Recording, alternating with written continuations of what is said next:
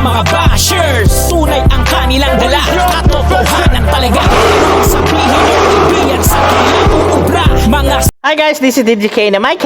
Okay, and shoutout po sa mga ka-TVJ, legit na brigade sa atin dyan. And nandito na naman tayo nagbabalik guys sa isang taos-pusong pasasalamat po ng TVJ Defenders sa lahat ng Dabarcats, sa mga taong nanonood sa amin, tumatangkilik. Salamat din po sa mga nag-share. So balita ngayon, bukas ang broadcast, Joey De Leon nagbigay ng isang mensahe or isang wisdom na sana mapakinggan nyo guys. So pakinggan natin, no? Ito, totoo. Isa lang ang binitawan ko ng mga meeting na matindi. Ewan ko kung natindihan sila. Sabi ko, ayaw nyo ba kaming paabutin ng 50 years tapos sipain nyo na kami? Grabe na, ang sakit pakinggan guys, no?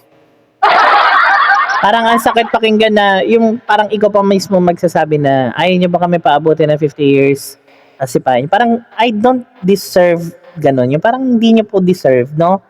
Yung TVJ, hindi po nila deserve na ganunin ang trato sa kanila. Kasi why guys? Naging bahagi sila ng kultura ng mga Pilipino, sa buhay ng mga Pilipino, mapa umaga, gabi, tanghali, lalo na ang tanghali. Grabe guys.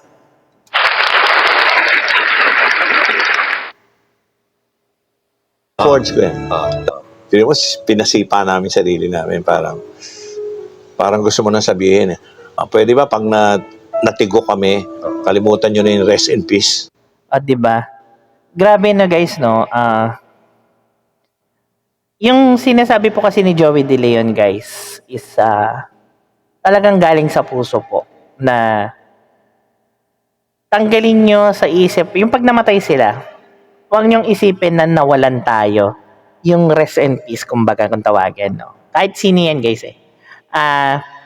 parang ang sinasabi niya dito kasi ang mensahe niya guys na maalala nyo kami sa mga magagandang alaala, maalala nyo kami sa mga bagay na nakapagpasaya sa inyo sa araw-araw nyo, and sana maalala nyo kami na kahit problemado kayong mga Pilipino o kahit sino mang tao kayo or kahit sino mang lahi kayo, naging parte kami ng buhay nyo kahit sa television lamang nyo kami napanood. Diba? Nakakatuwa guys kasi may aral talaga. Respect na lang. Hindi ko binitawan yun. Pero maganda yun. Di ba? Biruin nyo, sinabi niya, ang hiniling niya lang guys, no?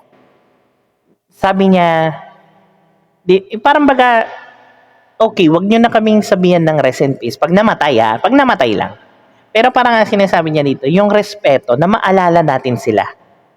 Na in a good way nga naman. Yes, nakakagawa sila ng palpak, pagkakamali. Pero guys, these people do accept those mistakes. These people, ang TVJ itself guys, marami ng pinagdaanan. So hanggat maaari, alam na nila yung tama at mali. Kung may mali, automatic. Inaako nila, humihingi agad sila ng dispensa, and most of all, sorry, down to earth pa rin sila. Diba guys? Ang galing, diba? Ang sarap pakinggan ng ganitong wisdom ng isang, sabihin na nating matandang tao. For me guys, it's very rare yung mga ganito. Ganda nun, di ba? Hindi namin kailangan yung rest in peace. Respect. Diba? Respect, yun lang. Tama na sa kanila, masaya na sila. So, yun po siguro yung minana ko na ang respeto guys, hindi po yan hinihingi.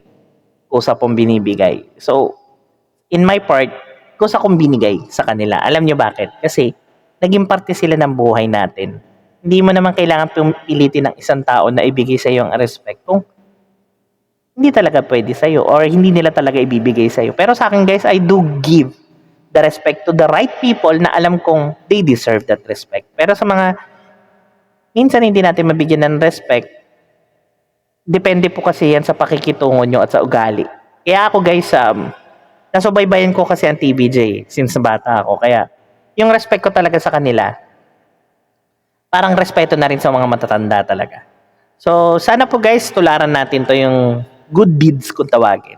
Yes, sometimes you do mistakes, but you know, ang masasabi ko lang guys, hindi ka perfectong tao, pero kaya mo you can be better for the good.